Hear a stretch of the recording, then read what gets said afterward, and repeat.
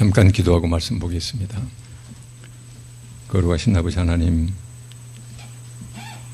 하나님께서는 저희들을 사랑해 주셔서 이곳에 불러주셨습니다. 마음 정리하게 하시고 온전히 집중해서 기록된 하나님 말씀 속에서 저희들에게 주고자 하는 교훈을 깊이 깨달을 수 있도록 도와주시옵소서. 감사드리며 예수님 이름으로 기도합니다. 아멘. 오늘 이 본 말씀은 말씀이 너무나 길어서 40절부터 이렇게 부분만 읽었거든요. 근데 실은 이 사건이 시작된 것은 36절부터 시작이 됩니다. 처음부터 이렇게 다시 보겠습니다. 이 사건은 실은 여러분들이 익히 알고 있는 말씀이거든요. 굉장히 이제 많이 얘기를 이제 들으셨고, 그 다음에 익숙한 상황인데, 오늘 이 본문 말씀을 통해서 우리가 우리 삶의 적용, 이 관점 속에서 좀 더 깊게 들어가 보도록 하겠습니다. 상황 자체는 한 바리새인이 그때 소위 자칭 의인이라는 당대 최고 의인인 바리새인이 예수님을 초청해서 식사를 하는 자리입니다. 그런데 이 자리에서 일어난 사건을 주님께서는 지금 대조를 하고 계세요. 다시 한번 말씀드리면은, 그래서 이제 자칭 당대 최고 의인이라는 바리새인과 그 다음에 그 마을에 사는 아주 죄 많은 한 여인의 두 가지 행태를, 예수님을 대하는 태도 두 개를 지금 대조를 하고 있습니다. 36절부터 한번 보실까요? 그래서 오늘 본 말씀은 이 말씀을 통해서 주님께서 우리에게 무엇을 말씀하시는지, 그래서 그 말씀의 의도를 우리가 정확하게 짚고 나서 이 말씀을 구체적으로 내 삶에 적용할 때, 그 다음에 우리 교회 교우들 전체에 적용할 때 어떻게 적용해야 될지 이제 여기다 주안점을 두겠습니다.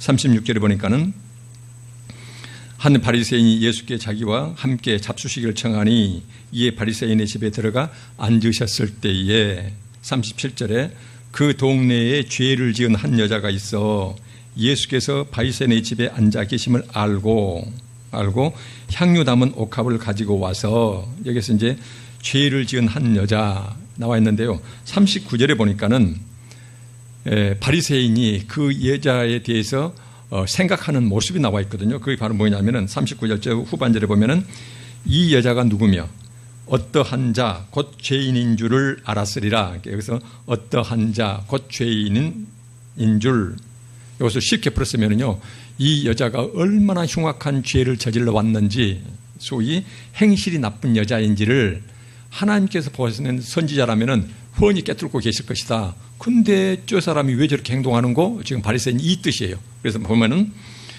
죄를 지은 한 여자가 굉장히 흉악한 죄예요. 그래서 여기를 이제 막달라 마리아일 것이다라는 이제 주장도 있습니다만은 꼭 그렇지는 않습니다. 막달라 마리아는 흉악한 7 귀신 들렸지, 여기서처럼 죄를 지은 한 여자, 여기서 이 용어 뜻은 아마 창기일 것이다 이렇게 추측을 합니다. 이 쓴 용어 자체가. 근데 우리가 이 성경에 나오는 여성의 혹시 이제 창기, 이것을 무조건 우리가 그 여성의 근본이 잘못돼서 스스로 택한 거 이렇게 생각하면 안 됩니다. 그때 여성들의 경우는요, 모든 결혼하고 그 다음에 여성과 이혼하는 모든 권리가 남자한테만 있거든요. 그래서 이 여자가 처음부터 요즘 세상에 말하는 창기였다 하면 이미 맞아 죽어가지고 세상 살 수가 없어요.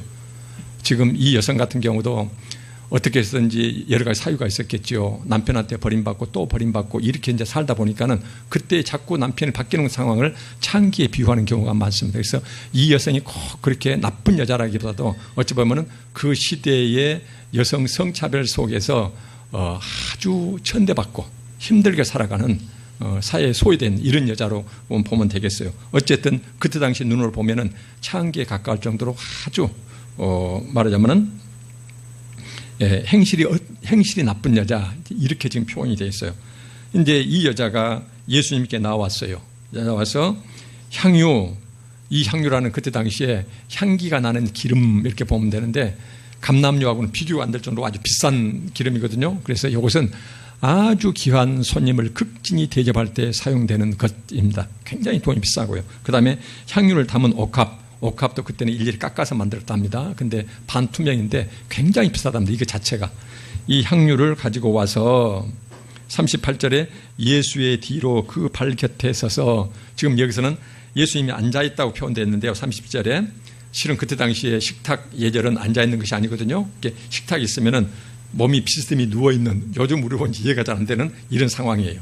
그러니까는 식탁 가까이에서는 예수님의 상처가 있을 것이고 식탁에서 약간 멀어진 곳에서는 예수님의 이제 느려진 이렇게 발이 있을 거라고요. 비스듬히 이렇게 누워있다 이렇게 보시면 돼요. 그래서 예수의 뒤로 그 발 곁에 서서 울며 눈물로 그 발을 적시고 첫째, 두 번째 자기 머리털로 예수님의 발을 씻고 그 다음에 그 발에 입 맞추고 그 발에다가 향유를 부었다. 그래서 여기서는 하나하나 계속 순차적으로 구체적으로 이 여성의 했던 동작을 동사로 표현하고 있어요. 울며 눈물로 그 발을 적셨다. 굉장히 아름다운 모습인데요. 그때 바리새인 눈, 그때 당시에 유대 이 풍습에 보면은요, 이 여자는 굉장히 큰 죄를 범하고 있는 것이에요. 왜냐하면은 죄 많은 여성은 절대로 다른 남자를 또는 다른 사람을 만지면 안 된다고 이제 말씀드렸잖아요. 그래서 만지면은 만짐 당한 자가 함께 부정을 타게 돼요. 근데 이 여성은 예수님께 와서 울며 눈물로 그 발을 적셨다. 그 다음에 자기 머리털, 그 동양에서는 머리털을 굉장히 존귀하게 여기죠. 아주 귀하게 여기거든요. 그래서 그때 당시에 발은 밖에 돌아다닐 때 지금처럼 좋은 신발이 아니었거든요. 샌들이었거든요. 샌들이기 때문에 많은 먼지가 묻었겠죠. 유대에서는 먼지 자체를 추하게 봅니다. 더럽게 봅니다. 그래서 발은 지금 굉장히 부정하게 돼 있는, 좀 이렇게 깨끗이 못한 상태예요. 그래서 항상 손님을 맞을 때는 물을 떠다가 발을 씻길 때에 귀한 손님은 발을 씻겨주는데 어떻게 씻냐면은 그 집에서 가장 비천한 노예가 손님의 발을 씻어주는 이런 상황인데 이 여자는 지금 와서 자기 몸이 부정한데 온 동네에 소문이 자자하거든요. 근데 눈물로 그 발을 적시는 것, 이것도 이제 죄입니다. 자기 머리털로 닦았다. 예수님의 발을 닦았다. 가장 귀한 머리털로, 그래서 가장 먼지로 가득 찬 묻었을 그 발을, 그래서 이제 이 발을 씻겼다. 그 다음에 그 발에 입 맞추었다. 보통 손님을 환대할 때는 어디에다 입을 맞추냐 하면 볼에다 입을 맞춘다고 그래요, 거기. 그래서 이 발에다 입을 맞췄다. 그러면서 향유를 부었다. 미리 결론적으로 말씀드리면은 이 여성은 그때 당시에 유대 땅에서는 아주 흉악한, 아주 심한 죄를 저지른 것으로 그렇게 사회에서 그런 여성인데 어떻게 해서인지 이전에 이미 예수님한테 죄 용서를 받고 그것이 너무나 고맙고 감사해서 그래서는 헤아릴 수 없는 그 죄를 예수님한테 죄를 용서를 받았거든요. 그래서 지금 예수님한테 다가와서 그렇게 인간이 할 수 없는 최대의 환대를 예수님께 하고 있는 것이에요. 하나님을 사랑하고 있는 이런 모습이거든요. 그런데 이제 39절에 이제 방금 말씀드렸듯이 예수를 청한 그 바리새인, 자칭 당대의 최고인이라는 이 바리새인은 그것을 보고 마음이 이르되 지금 너무나 이상한 것이에요. 그 여성이 절대로 예수님 발에 접근하는 것 자체를 허용해 줘서는 안 돼요. 그 눈물이 떨어지는 것은 예수님을 부정하게 만드는 것이거든요. 그러니까는 발을 오므랐어야 했어요. 그 다음에 머리털로 닦는 것도 거부를 했어야 됐고, 그 다음에 입 맞추는 것도 당장 쫓아냈어야 했었고, 지금 그 상태거든요. 그랬어야 되는데 왜 저런 거 하고 지금 바리새인 생각이, 이 사람이 만일 선지자라면, 하나님께서 보내신 자라면 자기를 만지는 그 여자가 이 여자가 누구며 어떠한 자, 곧 죄인인 줄, 흉악한 행실이 나쁜, 도저히 가까이서는 안 될 여자인 줄 알았으라 하거늘. 그래서 여기를 바라보면은요, 지금 당대의 가장 의인이라는 바리새인은요, 그 여성을 바라볼 때에 그 여성의 죄만을 바라보고 지금 정죄하고 있거든요. 멀리 배제하고 있거든요. 근데 예수님은 어때요? 그 죄 때문에 고생하고 힘들어하고 아파하는 그 여자 자체를 보고 있는 것이에요. 그래서 죄인 자체를 바라보시고 불쌍히 여기는 예수님의 눈과 마음과 그 다음에 그 여자 자체의 불쌍함보다도 그 여자의 죄를 바라보고 그 여자를 부정타에서 멀리 떨어지게 하는, 멀리 이제 내치고 있는 바리새인의 눈과 마음이 서로 지금 극명하게 대조되고 있는 그런 상황입니다. 그래서 40절에 이제 이런 모습을 보고서 예수님께서 차칭 의롭다는 바리새인한테 하시는 질문이거든요. 대답하여 이르시되 시몬아 내가 내게 이를 말이 있다 하시니 그가 이르되 선생님 말씀해 주십시오. 그러니까는 41절에 이르시되 빚 준 사람에게, 소위 돈 빌려준 사람에게 빚진 자 둘이 있다. 하나는 500데나리온, 한 사람은 50데나리온이 있다. 이 데나리온은 그때 품꾼이 하루 품삯이거든요. 그러니까는 500데나리온은 500일을 줄기차게 일해서 모은 돈 정도의 빚을 졌고, 한 사람은 50일 동안을 계속 일한 다음에 그 품삯을 쓰지 않고 온전히 저축했다면은 그 금액만큼 지금 빚을 진 이 상태입니다. 42절에 보니까는 갚을 것이 없으므로 당연하거든요. 그때 당의 품꾼들은 하루 벌어서 하루를 먹기 때문에 저축 자체 개념 자체가 없는 사람들이었어요. 너무나 이제 빈곤하니까. 그런데 500일 품삯, 50일 품삯을 빚을 졌다는 것은 이 사람들은 갚을 능력이 없는 그 상황이에요. 자, 둘 다 탕감하여 줬으니 둘 중에 누가 그를 소위 돈 빌려준 사람을 누가 더 사랑하겠냐 그 말이거든요. 그러니까는 43절에 시몬이 대답하여 이르되 내 생각에는 빚 많이 탕감을 받는 자니이다 이르시되 내 판단이 옳다 하시고 당연합니다. 여기서는 지금 예수님께서 질문하고 계세요. 지금 빚진 자가 500일, 50일 이렇게 500과 50 빚을 졌는데 그 중에서 둘 다 빚 탕감을 받았는데 그 탕감해 준 사람을 누가 더 감사히 생각하겠냐, 고맙게 생각하느냐 그랬더니 당연히 빚 많이 진 사람이, 많이 탕감받은 사람이 그만큼 더 사랑이 될 것입니다. 지금 이렇게 얘기하고 있어요. 그러면서 이제 여기에서 주님께서 이 말씀하신 이유는 우리가 잘 알다시피 대조를 하고 있죠. 그 여성은 하나님 앞에 소위 자기가 느낄 때 굉장히 많은 죄를 지었어요. 그런데 예수님한테 그 빚을 탕감받았어요. 그래서 지금 예수님한테 자기 빚을 탕감받은 것이 너무나 크고 많기 때문에 그래서 감당할 수가 없어서 그래서 눈물로 향유로 자기 전 재산 털다시피 했을 거 아닙니까? 그래서 이제 이 예수님을 환대하고 예수님을 사랑하는 이 모습을 보인 반면에 이 자칭 당대의 의인이라는 바리새인은요, 여기서 보니까는 44절부터 이제 두 사람 비교를 하고 있습니다.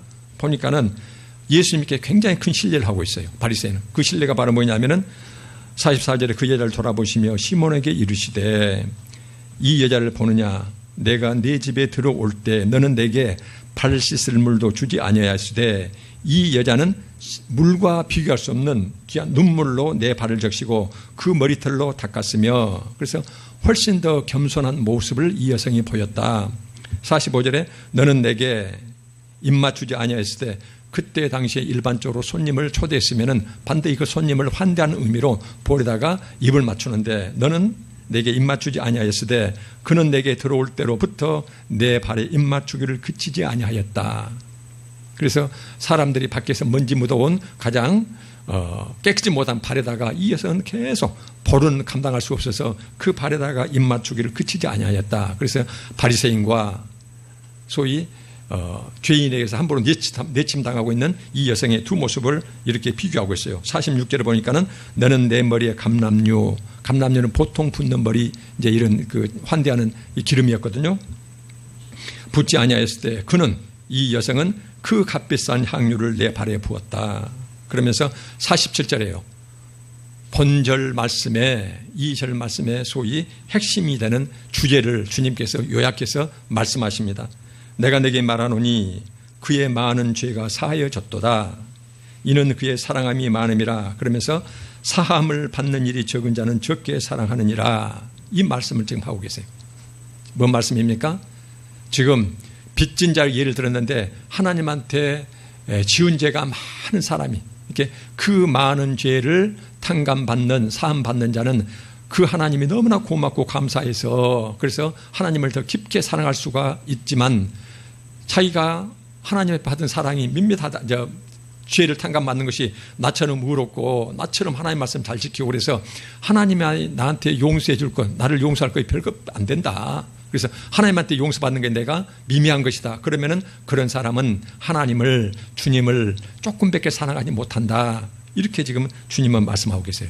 여기서 우리가 그의 많은 죄가 사해졌도다. 이는 그의 사랑함이 많음이라. 혹시 이 말씀을 우리가 오해할 수가 있거든요.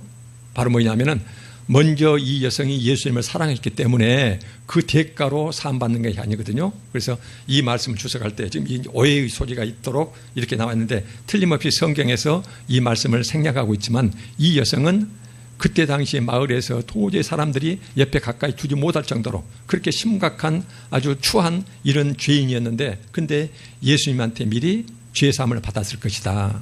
그 죄사함이 너무나 감사해서 그래서 예수님 앞에 나와서 지금 바리새인은요, 바리새인 집에 이 여성이 들어오면 안 되거든요. 근데 여기서는 지금 무리한 상황으로 지금 설정되어 있어요. 이 여성이 예수님한테 와서 눈물로 발을 적시고 머리털로 닦고 발에다가 끝없이 그 입을 맞추면서 그 값비싼 향유를 갖다가 발에다 붓고 그 발을 씻는 이런 모습을, 그래서 이 여성은 그 많은 죄를 먼저 탕감받았기 때문에 그것이 너무나 고맙고 감사해서 예수님을 사랑하는 모습, 이것. 근데 너는 나한테 들어왔을 때 발 씻을 물도, 그 다음에 내 볼에 입맞춤도, 그 다음에 어때요? 감람유도 머리에다가 전혀 붓지 않았다. 지금 이 행태는요, 그때 당시에 중동 문화, 그때 당시의 모습으로 보면은요, 바리새인은 예수님을 초대를 했는데 지금 자기 밑으로 보고 있는 것이에요. 적어도 최소한 자기 동격 정도만 돼도 반드시 그 사람한테 발 씻을 물을 주고, 그러면은 자기 이제 노예를 시키든 자기 종을 시켜서 발 씻겨드리고, 그 다음에 이제 감람유 붓고, 그 다음에 이런 볼에다가 키스하는 것은, 이것은 기본적인 예의였거든요. 근데 여기서 보니까 예수님 말씀에 너는 그 네 가지 중에 한 가지도 한 적이 없다. 이 말은 뭔 말이에요?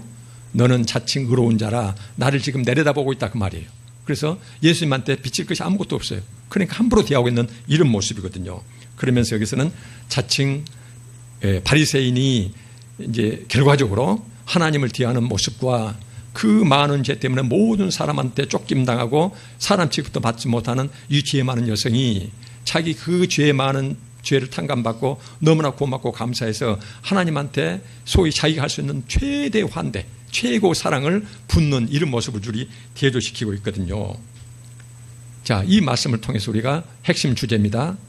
하나님께 죄를 많이 탕감받는 자는 그만큼 하나님을 더 사랑하게 된다. 근데 자기가 느끼든 못 느끼든 하나님한테 죄를 나는 조금밖에, 나는 의롭고 나는 이렇게 착하게 살아가기 때문에 내가 하나님한테 빚진 거에 그렇게 누가 그렇게 말은 하겠어요? 근데 삶이 그런다 그 말이에요. 자기 느낌이 그런다 그 말이에요. 그렇게 하나님한테 죄를 많이 탕감받지 못했다고, 그러니까 조금밖에 죄를 탕감받지 못한 사람은 하나님한테 크게 빚진 것이었거든요. 그러니까는 하나님을, 예수님을 대충 대한다, 하나님을 덜 사랑한다, 지금 이 표현이거든요. 그래서 오늘 본 말씀을 선택한 이유가 있습니다. 우리 모두는요, 하나님 앞에 말할 수 없는 죄인들이에요. 똑같습니다. 그런데 어떤 사람은 그 하나님을 얼마든 그렇게 사랑하면서 자기 재물도 쪼개고 시간도 쪼개고 노력도 쪼개고 교회 일이 다면 정신없이 달라들고 이런 사람이 있고요. 그래서 어떤 사람은 그냥 교회만 왔다 다니면서 교회 다니는 목적이 어때요? 교회 다니는 목적이 하나님을 사랑하고 하나님을 이해한 것이 아니라 끝없이 자기 육신의 욕망을 채우기 위해서 교회 다니는 사람도 있다는 것이에요. 이것은 제 말이 아니고요. 12세기 유럽에서 아주 최고 대영성가였고, 그 다음에 대수도원의 원장이 있던 사람이 있거든요. 수도원의 원장이었는데 그분이 했던 말씀이 있어요. 우리가 하나님께, 예수님께 나아갈 때는 신앙의 성장 단계가 있답니다. 있는데 그 네 가지 단계가 있는데 제가 오늘 세 가지만 우선 말씀을 드릴게요. 그런데 첫째가 바로 뭐냐면은 자기 자신을 위해서 자기를 사랑하는 신앙 단계가 있답니다. 자기 자신을 위해서 자기를 사랑해요. 그래서 이런 사람들은 어떻게 되냐면은 교회를 나오고 예배에 참석하는데 교회와 예배와 신앙 모든 것이 뭐냐면은 자기 욕망을 채우기 위해서 이용의 대상이에요. 이용의 대상. 그 예가 나와 있어요. 사무엘상 15장 30절에요. 여호와 하나님께서 사울 왕을 시켜서 아말렉과 전쟁을 치르게 하거든요. 그래서 이 전쟁은 여호와께서 명령하신 전쟁이고 직접 주관하신 전쟁이기 때문에 이 전쟁은 여호와의 전쟁이었어요. 그런데 사울 왕에게 전쟁하면서 아말렉의 그 추한 죄의 병균마저도 옮기는 걸 싫어해서 하나님께서는 아말렉과 전쟁에서 네가 얻은 전리품은 모든 것을 낱낱이 전부 다 진멸하라 이렇게 이제 하나님께 명령하셨거든요. 그런데 사울이 어떻게 해요? 그것도 보면은 사무엘상에서 전쟁해가지고 이겼거든요. 하나님의 도우심 때문에. 그런데 이 전리품을 보니까는 값나가는 귀한 이런 가축들이 많아요. 그러니까는 값나가지 않는 말하자면 허름한 것, 쓰레기 같은 것은 전부 다 진멸하고 비싸고 좋은 것은 전부 다 자기 재산으로 삼았어요. 그래놓고 더 과간인 것이거든요. 이것은 여호와의 전쟁이기 때문에 이 전쟁의 승리는 하나님을 높여야 되거든요. 근데 무슨 말이 나오냐면은 자기를 위하여 기념비를 세웠다. 전쟁에 승리했다는 기념비를요, 자기 이름을 내는 기념비를 세웠어요. 이 모습을 보시고 하나님께서 왕을 잘못 세웠구나. 그리고는 사무엘 선지자를 보내요. 그리고는 사울에게 네가 하나님 말씀을 정면으로 입에했기 때문에 너를 버리고 새로운 왕을 세우겠다라는 예언의 말씀을 해요. 근데 이 말씀을 들은 사울이요, 소위 하나님을 믿는 백성이고 하나님에 의해서 왕으로 지정받는 그 왕이 요즘 말로 말하면은 교회 최고 어른이에요. 최고 어른인데 이 사람이 취했던 행태가 있어요. 그 사람이 취했던 모든 신앙과 모든 예배와 모든 공을 자기 이름 내는데 이용을 해요. 그래서 예배와 하나님과 교회를 자기 수단으로 삼아요. 그 무슨 말이냐면요, 그 예언을 들으니까 깝깝한 거예요. 자기의 왕위는 하나님으로부터 온 것이거든요. 그 다음에 자기가 다스리는 백성들은 여호와의 백성들이거든요. 하나님 말씀에 순종하는 백성들이에요. 근데 사무엘 그 예언을 들었으니까 이제 자기가 답답해진 것이에요. 그러니까는 그 사무엘에게 부탁을 해요. 무슨 부탁을 합니까? 제발 내 백성의 장로들 앞과 내 백성들의 소위 고관 대작들과 이스라엘 백성들 앞에서 나를 높이사 내 체면을 높여주기 위해서 나랑 가서 하나님 앞에 나를 위해서 예배를 드려달라는 것이에요. 그 예배의 주관자와 그 예배를 받는 자가 하나님인데 소위 하나님의 그 자기의 저주에 대한 선포를 그걸 희석시키고 백성들한테 높임받고 자기 체면을 유지하기 위해서 사무엘 하나님의 선지자들어 가서 예배를 주관해서 나의 체면을 높여주십시오. 그래서 나를 높이사, 이것은 쉬운 성경에서는 제발 내 체면을 내 백성들과 내 부하들 앞에서 세워주십시오. 뭘 이용해요? 하나님께 드리는 예배를 이용을 해요. 그래서 우리가 하나님께 접근할 때에 하나님께 나올 때 맨 처음 첫 단계가 바로 뭐냐면요, 아직 변화가 안 됐어요. 그래서 교회는 나오는데 온전히 기대하는 것이 뭐냐면은 내 자신의 것이에요. 그래서 하나님도 그 다음에 성경에서 말씀을 취하는 것도 계속 자기 복 받는 것. 그래서 하나님과 예배와 모든 성경 말씀을 세상에 자기 복을 위해서 이용하는 이런 단계가 있어요. 첫 단계입니다. 누구나 이 단계를 실은 거쳐요. 그런데 두 번째 단계가 있거든요. 첫째는 자기 자신을 위해서 자기를 사랑하는, 그래서 하나님의 모든 것을 소위 자기 유익을 위해서 이용의 대상으로 삼는 이런 단계가 있는데, 그 다음에는 반드시 사람이 조금씩 변화돼서 어떻게 변화가냐면은 자기 자신을 위해서 하나님을 사랑하는 단계로 변화된다라고 얘기를 합니다. 자기 자신을 위해서 하나님을 사랑하는 단계. 그래서 이제 이것은 바로 뭐냐면은 하나님께 귀한 선물을 받을 목적으로 하나님께 접근하고 하나님을 예배하고 하나님을 사랑하는 것이에요. 그래서 주 목적이 하나님이 주시는 선물, 그 다음에 하나님이 내 어려운 상황을 해결해 줄 것 같으니까는 그래서 하나님께 달려드는 이런 모습들이거든요. 대부분의 신앙의 첫 출발은 여기서부터 이루어지는 것이에요. 그래서 돌아온 탕자 비유요. 돌아온 탕자 비유 봐보세요. 탕자가 쥐업 열매도 못 먹고 그 다음에 이제 후회하는 것이 뭐예요? 나는 여기서 굶주려 죽게 생겼는데 내 아버지 집에는 먹을 것이 많은 품꾼들이 그렇게 질비한데 나는 여기서 굶어 죽게 생겼구나. 그래서 내 아들, 하나님 아버지의 아들 감당은 못하고 가서 품꾼이 되어서 배고픔을 해결해야 되겠다. 그래서 자기 육신 배고픔을 해결할 목적으로 아버지께 돌아와요. 성경 명시로 그렇게 돼 있어요. 그런데도 아버지는 어때요? 그 자식 때문에 그 애달은 그 아버지는 멀리서 바라보고 그 자식한테 쫓아오잖아요. 또 마찬가지 혈루증 앓는 여인 전주에 봤던 그 말씀이요. 혈루증 앓았던 여인은 예수님께 접근할 때에 예수님을 사랑보다도 예수님한테 접근해서 예수님만 만지기만 하면 자기 혈루증이 낫는다는 것 때문에 그 많은 사람을 해집고 들어가서 예수를 만진 것이에요. 바로 이것이 뭐예요? 자기 자신을 위해서 하나님을 사랑하고 하나님께 접근하는 이런 모습들입니다. 이제 세 번째가 있습니다. 세 번째가 있는데 반드시 대부분의 모든 사람들은 처음에는 교회에 나올 때에 자기 자신을 위해서 자기를 사랑하는 모습으로 나오고, 그러나 교회를 다니면서 하나님 말씀을 접하면서 조금씩 계속 변화되어 갑니다. 그 변화된 게 뭐예요?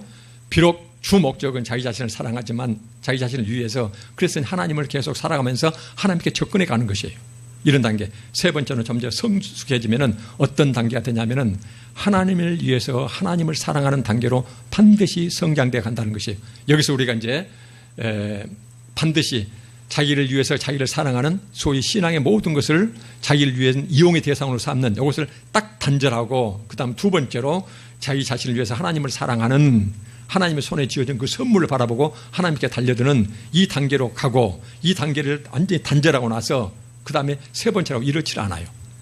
점점 예전에는 몸뚱 아주 온통 자기 자신을 위해서 하나님을 이용하는 대상, 말씀도 그런 말씀만 사랑하는. 근데 두 번째는 이제 그 하나님을 점점 사랑해가는 단계.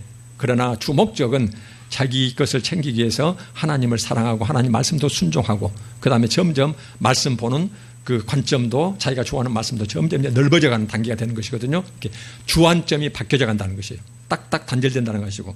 그래서 이제 그래서 자기 자신을 위한 하나님의 사랑 단계로 가는데, 이 단계에 가면은 우리 안에 계시는 성령께서 반드시 우리를 변화시킨다는 것이거든요. 그 단계가 바로 뭐냐면 세 번째 단계입니다. 하나님을 위해서 하나님을 사랑하는 단계로 반드시 신앙이 성장되어 간다는 것이에요. 이 단계가 되면은 두 번째, 내가 신앙의 첫 출발 때 교회에 처음에 나와서 한동안 하나님이 주시는 그 선물 때문에 하나님께 다가섰거든요. 그래서 항상 관심 갖는 것은 하나님의 손에 들려진 그 선물이에요. 그 다음에 하나님께 다가갔을 때에 내가 인생 살면서 내가 겪고 있는 고난이요, 이것을 어떻게 해결할까, 그것이 이제 주안점이었어요. 근데 자기가 부족하고 손에 쥔 것 없고 자기 고난을 당한다 하더라도 이제 좀 더 성숙해지고 성령께서 우리를 바꾸어 가시면은 자기가 하나님께 나아가고 말씀을 보고 예배를 드리는 것도 자기 자신의 유익이 아니라 하나님을 위해서 하나님께 다가서는, 하나님을 사랑하는 그런 단계로 반드시 성숙되어 간다는 것이거든요. 이런 예가 있어요. 그 예가 바로 성경에 보면 이제 막달라 마리아요. 누가복음 8장 1절에 이 말씀이 있어요. 1절 2절 말씀 한번 볼까요? 3절까지. 그 후에 예수께서 각 성과 마을에 두루 다니시면서, 누가복음 8장 1절부터 3절 말씀입니다. 하나님의 나라를 선포하시며 그 복음을 전하실새 12 제자가 함께 하였고, 그 기중한 12 사도가 여기 나옵니다. 2절에 보니까는 또한, 여기서 보면은 거의 사도와 맞먹을 정도로 성경에서 반복적으로 기록하는 한 여성이 있어요. 여성들이 악기를 쫓아내심과 병 고침을 받은 어떤 여자들, 곧 7 귀신이 나간 자 막달라이라 하는 마리아와, 막달라는 지방 이름입니다. 옛날에는 사람 성이 없었기 때문에 자기 어떤 사람 동일한 이름을 자꾸 대조할 때는 그 앞에다가 붙인 이름을 붙인다 할지, 아니면은 지역 지방 출신 이름 붙여가지고 서로 이제 이렇게 비교를 했거든요. 마리아 이름도 여러 명이니까. 여기서 7 귀신은요, 귀신이 7마리가 들어있다는 의미가 아닙니다.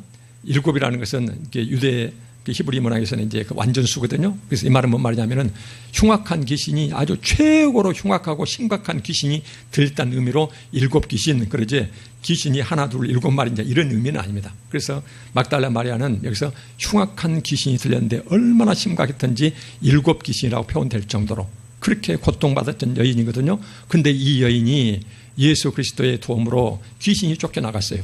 그 다음부터 막달라 마리아는 한 번도 예수 그리스도를 떠난 적이 없습니다. 언제까지요? 승천하실 때까지요. 그 이후까지. 그래서 보면은 3절에 보니까는 또 이제 나오는데, 요한나와 수산나와 다른 여자와 함께 하여 자기들의 소유로 그들을 섬기더라. 자기들의 소유로 그들을 섬기더라. 자, 보세요. 막달라 마리아는 맨 처음에 예수님께 다가왔을 때 충분히 그랬을 거예요.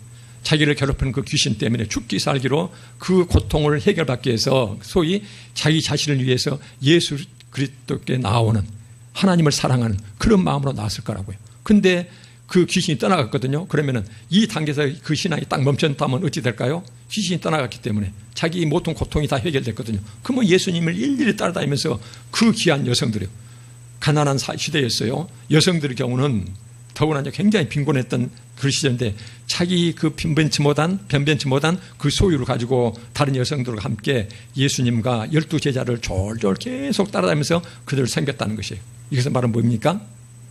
이미 자기의 모든 필요, 욕구를 채웠음에도 불구하고 그게 너무나 고맙고 감사하니까 자기 자신을 위한 하나님 사랑에서 이제 더 나아가서 하나님을 위한, 주님을 위한 주님 사랑으로 계속 옆에서 이게 섬기고 있는 것이에요. 이런 모습들이요.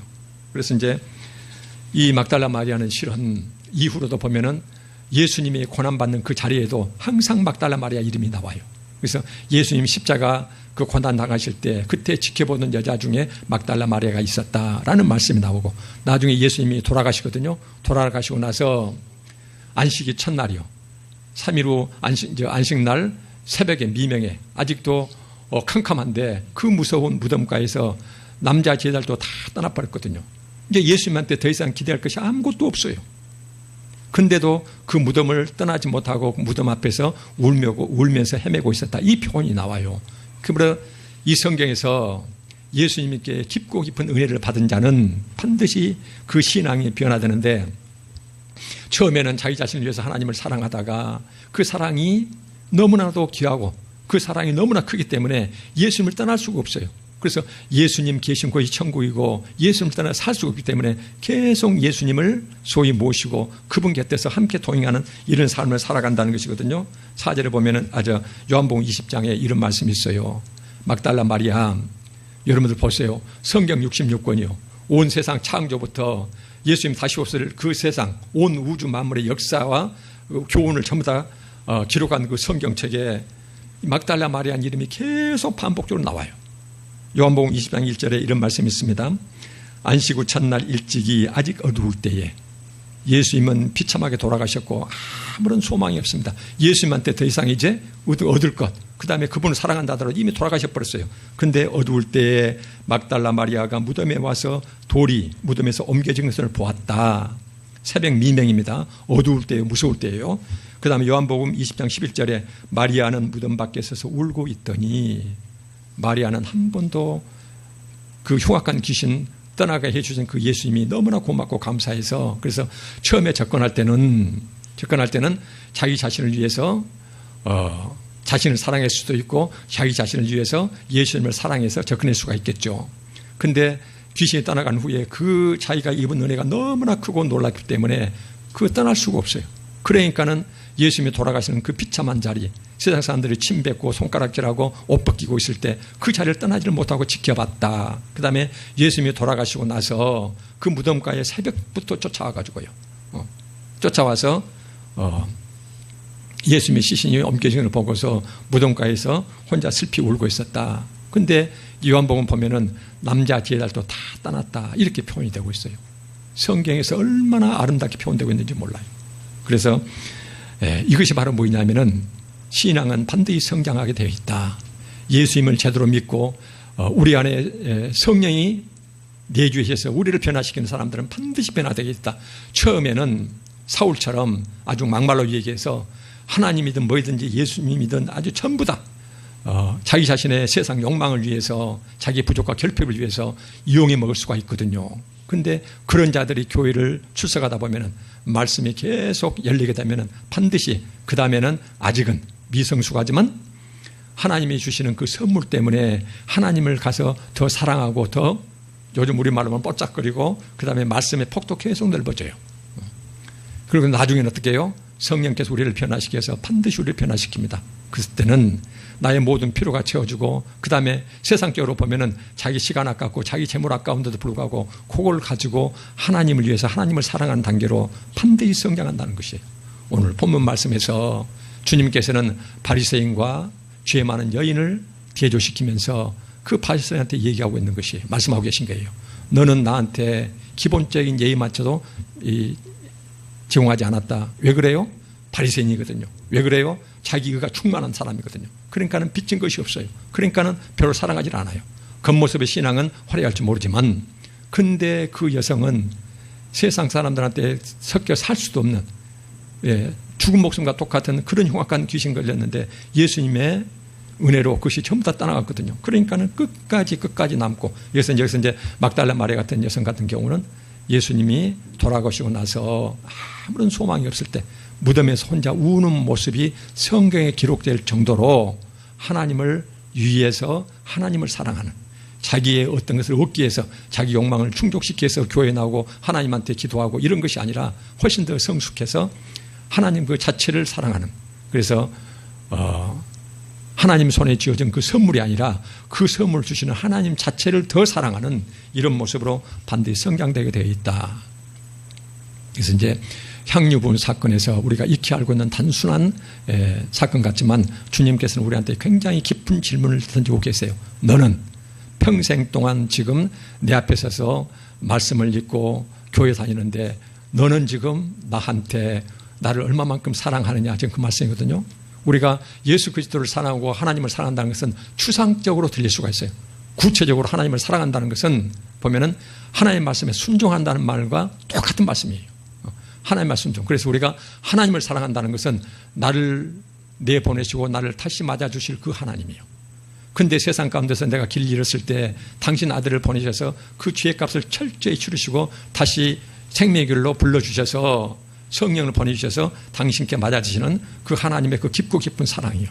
이 사랑은 그래서 성부, 성자, 그 성령 하나님이 어떤 분인지를, 그러니까는 내가 빚진 사랑이 너무나 크기 때문에, 그러니까는 그분을 깊게 알고 싶은 것이에요. 하나님을 아는 방법은, 유일한 방법은 성경 말씀뿐이에요. 그래서 우리가 왜 성경을 보는가? 지식이 아니라 나를 세상에 보내시고 맞아주실 그 하나님과 날 위해서 목숨까지 버리신 그 예수님과, 그 다음에 내 안에서 아직도 탄식하시면서 군밤 때리시면서 너 그러면 안 된다 계속 육신의 정욕 속에서 나를 이렇게 챙기시는 그 성령님과, 이분들이 어떤 분인지를 알기 위해서 성경을 보는 것이에요. 그래서 그분을 깊게 알면은 그분이, 내가 깊게 알아진 그 하나님이 나한테 무엇을 원하시는지, 왜 그것을 요구하시는지, 그것을 알기 위해서 성경을 보는 것이거든요. 그래서 우리가 하나님을 사랑한다는 것은요, 하나님을 성경 말씀 깊게 바라보고 읽고 또 읽고, 그 다음에 성경 말씀 나타나는 그 하나님이 나한테 원하시는 바를 그대로 순종하는 것이에요. 말씀을 사모하고 내 삶이 말씀에 순종하는 삶으로 변화되는 것, 이것이 하나님을 사랑하는 것이거든요.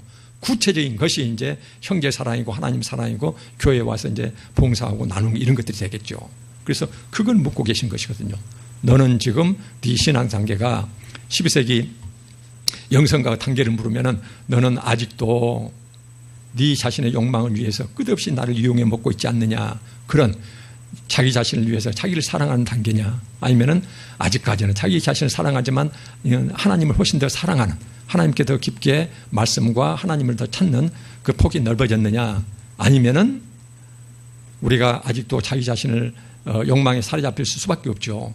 아직도 자기 자신의 하나님의 선물이 그리워서 하나님께 나올 수가 있죠. 이 단계로 우리가 다 벗어날 수는 없어요. 그렇지만은 네 신앙의 주된 동기와 흐름과 네 삶의 주된 모습이 하나님 나를 사랑해서 나를 위해서 나를 사랑하는 단계냐, 이걸 지금 묻고 계신 것이거든요. 그래서 우리가 오늘 본 말씀을 통해서 스스로 하나님 앞에 이 말씀을 묵상하시면서 답해보는 그런 시간이 되었기를 바랍니다. 기도하고 마치겠습니다. 아버지 하나님, 영원히 죽을 우리 생명을 살려주시기 위해 주님을 희생제물 삼으셨습니다. 우리가 받은 은혜가 너무나 커서 헤아릴 수조차도 없지만, 그러나 우리가 하나님을 사랑하는 정도는 하나님 아시지요. 너무나 미미합니다. 우리 모두 자기 자신을 위한 신앙 단계를 벗어나서 하나님을 위해서 하나님을 사랑하는, 하나님 자체를 사랑하는 저희들이 될 수 있도록 변화시켜 주시옵소서. 예수 그리스도 이름으로 기도합니다. 아멘.